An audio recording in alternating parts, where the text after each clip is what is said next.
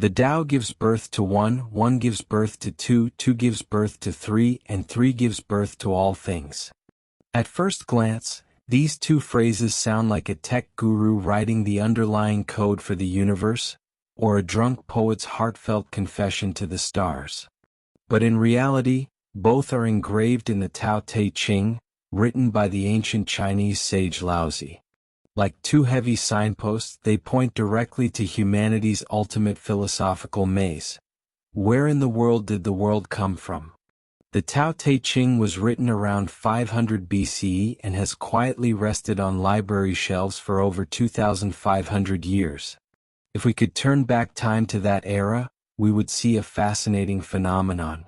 Using 500 BCE as a starting point, and looking back 200 years and forward 200 years, we find that in this 400-year span, roughly 700 to 300 BCE, human civilization seemed to collectively enter a golden age of brainstorming. At almost the same time, in ancient Greece, philosophical giants like Socrates and Plato were wandering the streets of Athens. In the East, Confucius, Mencius, Laozi, and Zhuangzi were all influential thinkers, traveling across the land to spread their ideas. The morals, ethics, politics, and initial ideas about the universe that we still rely on today were almost all established during that era of battling gods. This also explains why Chinese and Western civilizations started on two completely different paths from the beginning. When it comes to the first officially recorded philosopher in Chinese history, that title belongs to Laozi.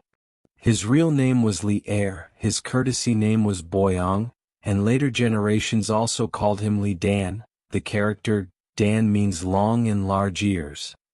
So, we can boldly guess that Laozi might have had a cute look, a bit like a cartoon character with huge ears. This adorable old man lived approximately between 571 and 471 BCE, but there's no exact historical record of his birth or death. His birthplace is an unsolved case that crosses provinces. People from Anhui say he was from Luoyang County, while people from Hunan insist he was born in Lui County. This is probably part of a philosopher's charm. Even their hometown can spark a 1,000-year-long cultural turf war. Laozi lived during the time when the great tree of the Zhou dynasty was nearing its end. The former centralized power had become a joke. Local lords had crowned themselves kings, and the emperor's words meant nothing. Yet, in this turbulent era, Laozi held a stable job. He worked in the Zhou dynasty's palace library. His position was keeper of the archives, or what we'd call the National Library curator today. This job was every bookworm's ultimate dream. His daily work involved handling vast amounts of ancient texts, from the Xia and Shang dynasties to the current Zhou dynasty, and possibly even fragments from the legendary 3 sovereigns and 5 emperors periods. He was like a lone knowledge explorer, piecing together the entire history of Chinese civilization from the stacks of old paper. We have reason to believe that Laozi had read the Book of Documents, Shangshu, the original historical record of ancient governance. The version he read was not the one that has been passed down to us, because the current Book of Documents has had a turbulent life of being lost, recovered, lost again and recovered again, and its content may have been slightly altered. But at the very least, he learned about the theory of the 5 elements from it. The 5 elements theory was the first systematic philosophical model of the material world created by the Chinese. The proposer was Zhuangzi, the uncle of the overthrown King Zhou of Shang. Zhuangzi was a wise man who tried to tell King Wu of Zhou, who had just established his dynasty, that to secure his rule, he had to follow the laws of the 5 elements. It is said that this old man was later enfeoffed to the Korean peninsula and became the founding father of Korean civilization. More ancient and profound than the 5 elements is the yin-yang theory. The prototype of this theory appeared as early as the Xia dynasty, 2100 to 1600 BCE.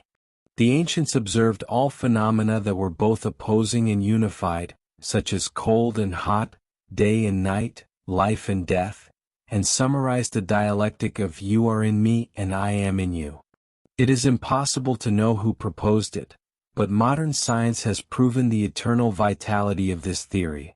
While the five elements theory has been shown to be a simple ancient fantasy, the opposing and unified nature revealed by yin-yang aligns with many fundamental principles of modern science.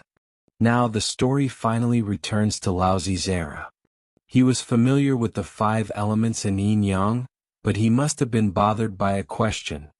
These theories only explain the laws of evolution for the already existing material world. But what he really wanted to know was, where did this matter come from? Before being, what was that bottomless non-being? It was to answer this ultimate question that Laozi resolutely left the Zhou dynasty's library, mounted a green ox, and embarked on his journey west, out of the Hangu Pass. He would use his own feet to measure that mysterious realm untouched by philosophical theory and to seek the ultimate secret that gives birth to being from non-being.